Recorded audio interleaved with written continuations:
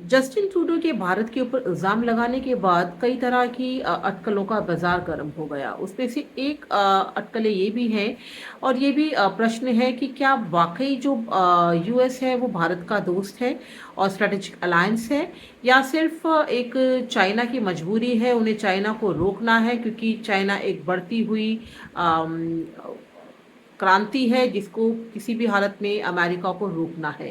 और इसलिए उसने एक भारत जैसे देश को चुना है जो अपने आप में आज की डेट में जिसकी जो पोजीशनिंग है वो बहुत स्ट्रॉन्ग है।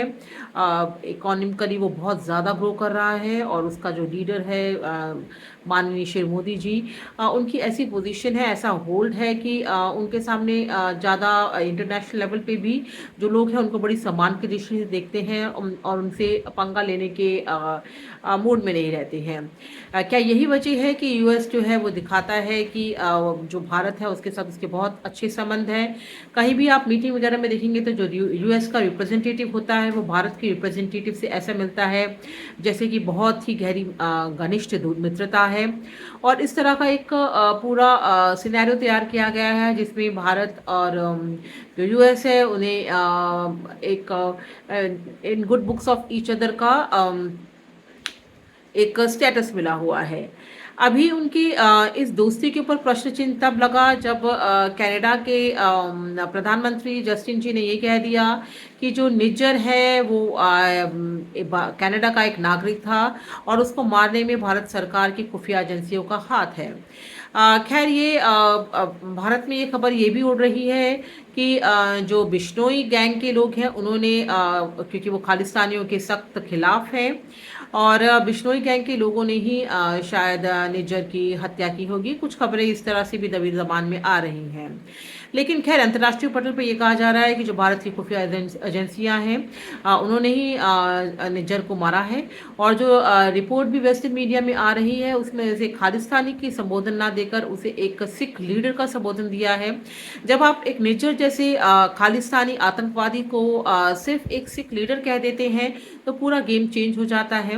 और जब खालिस्तान का नाम, क्योंकि आप जानते हैं कि एक लेफ्टिस्ट सोच है खालिस्तान जो भारत के टुकड़े करना चाहता है और इसके सख्त खिलाफ भारत रहा है और रहेगा।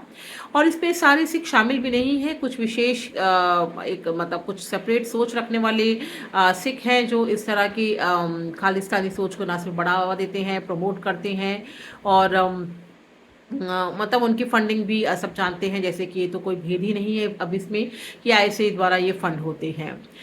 खैर अब जो है अमेरिका की ये भी मांग है कनाडा के साथ कि जो भारत को इस जांच में सहयोग करना चाहिए और एक तरफ से अकाउंटेबिलिटी भारत की बनती है।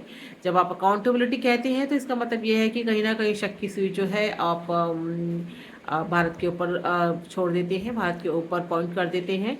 खैर बहुत सारे देश ऐसे भी हैं और जो कि इसके अगेंस्ट में हैं और वो कनाडा की इस बात को लेकर, जैसे कि मैंने आपको पिछले वीडियो में भी बताया था कि कनाडा के खुद के जो लोग हैं वो कैनेडियन प्रधानमंत्री को बेवकूफ़ बोल रहे हैं और कई सारे अपशब्दों से गेट आउट वगैरह जैसे और बहुत जो अपशब्द है, स्लैंग्स है, वो उनके लिए यूज़ कर रहे हैं।